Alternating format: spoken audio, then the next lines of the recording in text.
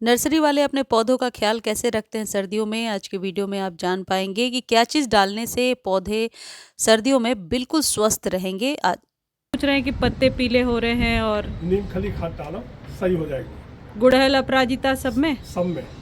इसी वीडियो को डिटेल में आगे मैं आपको बताऊंगी कि किस तरीके से अपने पौधे पर ज़्यादा से ज़्यादा फूल ले सकते हैं और ऐसे किस खाद का आप इस्तेमाल करते हैं, या यूं कह सकते हैं कि नर्सरी में आजकल दिसंबर में कौन सी खाद डालते हैं जिससे कि सारे पौधे हरे भरे नज़र आते हैं और जो परमानेंट पौधे हैं वो सूखते नहीं हैं और डोरमेंसी में होने के बावजूद भी बिल्कुल स्वस्थ रहते हैं, उनके पत्ते पीले होकर के नहीं गिरते हैं।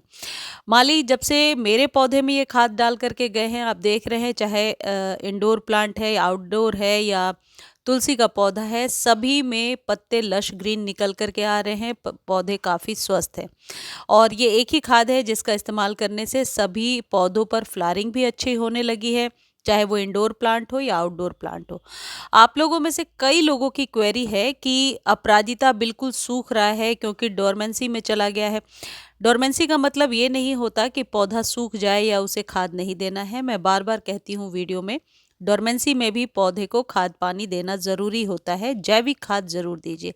जैसा कि आप देख रहे हैं, मेरे अपराजिता में 7-8 कलियां डेली बनती हैं क्योंकि अपराजिता में लेट फ्लावरिंग इस बार शुरू हुई थी, तो अपराजिता में लेट तक कलियां बन रही हैं। हालांकि सीड्स भी बनने लगे हैं। सीड्स चाहे तो आप किसी एक पौधे में मेच्योर करा करके रख सकते हैं।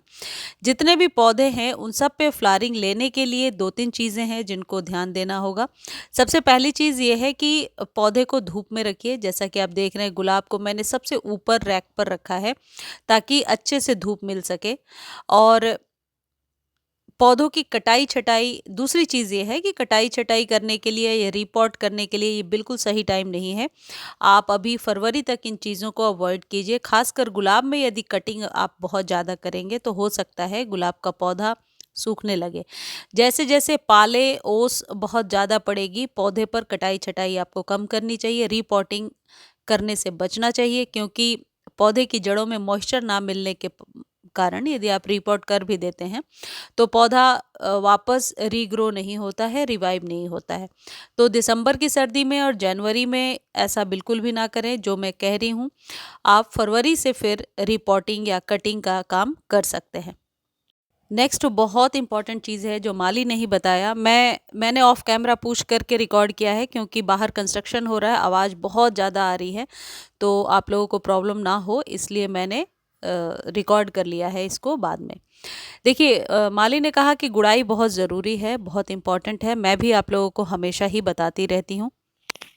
तो सबसे पहले सभी पौधों में 2-2 इंच गुड़ाई करके मिट्टी ज़रूर निकालिए यदि मिट्टी ज़्यादा भर गई है। जैसा आप देख रहे हैं, मेरे गमले में ऊपर तक सॉइल भर गई थी केले वाले खाद वगैरह देने से, तो ऊपर से गुड़ाई करके इन्होंने 2-2 3-3 इंच ऊपर से खाली रखा है। तो ये वाली गलती आप लोग भी ना करना। गमले में 2-3 इंच ऊपर से सॉइल ज़रूर खाली रखना। कुछ इस तरीके से जैसा कि मैं बता रही हूँ, गुड़ाई कर दीजिए, ऊपर से खाली कीजिए और गुलाब वगैरह सभी पौधों के साथ आप ऐसा कर सकते हैं। उसके बाद आपको जो चीज़ डालनी है, जो मेन खाद है, जो माली ने बताया कि सिर्फ इसको डालिए। यदि आप कोई और खाद नहीं भी डालना चाहते हैं या इसके साथ भी डालना चाहते हैं तो डाल सकते हैं, लेकिन ये इम्पॉर्टेंट खाद है जो नर्सरी वाले इस्तेमाल करते हैं और ये है नीम की खली। नीम की खली ओरिजिनल यदि आपको कहीं से मिल जाए, ये नर्सरी पर पता कीजिए, ज़रूर मिल जाएगा। ये नीम की खली आपको कम मात्रा में नहीं डालनी है, कम से कम 2-2 3-3 मुट्ठी डालना है। जैसा कि 1 किलो का पैकेट है तो 2 गमले में इन्होंने आधा आधा डाल दिया है। इस तरीके का यदि कोई पौधा है जो सूख रहा है, उसके स्टेम को आप पहले खुरच के देख लीजिए। स्टेम यदि ग्रीन है तो चारों तरफ से गुड़ाई करके और नीम खली डाल दीजिए। इससे पौधा निश्चित तौर पर हरा हो जाएगा। अब यहाँ पर एक बात आप ध्यान रखिए कि खाद डालने के बाद आपको पानी अभी नहीं डालना है। देखिए, जैसे मात्रा ये लोग इतनी ज़्यादा डाल रहे हैं, तो कम से कम 2-3 मुट्ठी भर के, आधा केजी से थोड़ा ही कम इन्होंने डाला है। इतना कोई एक बार सही हो कि हर महीना ना पड़े ये खाद। हाँ। तो 3 महीने 4 महीने बाद भी पड़ेगी। अब 3-4 महीने के बाद तो अब आप लोग समझ चुके होंगे, एक बार ये नीम खली खाद डालना है और फिर 2-3 महीने के बाद रिपीट करना है। माली से मैंने ये भी पूछ लिया था क्या बीच-बीच में जो ऑर्गेनिक खाद, जो घर में बने हुए खाद होते हैं वो डाल सकते हैं? उन्होंने बोला हाँ, ज़रूर डालना चाहिए। ये खाद सॉइल को बहुत ज़्यादा आप कह सकते हैं कि फर्टाइल बनाने के लिए दिया जाता है और वो पौधे जो बिल्कुल फ्लावरिंग नहीं कर रहे हैं उनके लिए ये बिल्कुल रामबाण नुस्खा है। तो यदि पत्ते पीले हो रहे हैं या ऐसी कोई भी समस्या आ रही है तो उसके लिए ये आप नुस्खा, ये सारी चीज़ें जो मैं आपको बता रही हूँ वो ध्यान रखिए। सर्दियों में एक और चीज़ जो माली ने कहा बहुत ध्यान रखना है वो है वीक में सिर्फ 2 बार पानी दीजिए।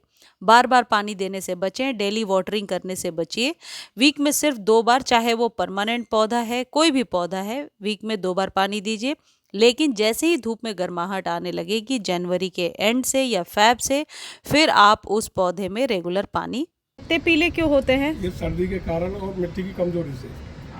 तो फिर क्या डालना चाहिए? खाद और दवाई। कौन सी खाद बता दीजिए। नीम खली। सिर्फ नीम खली से हो जाएगा? अच्छा, क्योंकि सभी पूछ रहे हैं कि पत्ते पीले हो रहे हैं और नीम खली खाद डालो, सही हो जाएगी। गुड़हल, अपराजिता सब में? सब में। ठीक है। और फिर कब रिपीट करना है, उसको दोहराना कब है? 3 महीने बाद। ठीक है, ओके। तो पत्तों को पीले होने से बचाने के लिए और ज़्यादा फ्लावरिंग लेने के लिए नीम खली डालिए और धूप में रखिए। अभी रीपॉटिंग ना करें, कटाई छटाई अभी बिल्कुल भी ना करें और पानी का विशेष ध्यान रखें। इन 4-5 चीज़ों का ध्यान आप रखेंगे तो निश्चित तौर पर आपके पौधे बचे रहेंगे और सूखेंगे नहीं सर्दियों में। इस तरीके से नर्सरी वाले भी यही ट्रिक अपनाते हैं जैसा माली ने बताया। मुझे उम्मीद है ये वीडियो आपको बहुत अच्छी लगी होगी। वीडियो अच्छी लगती है तो चैनल को लाइक, शेयर और सब्सक्राइब ज़रूर कीजिए। और हाँ, इस वीडियो को आप फेसबुक पर ज़रूर एक बार जाकर फॉलो कर लीजिए और देख लीजिए। धन्यवाद।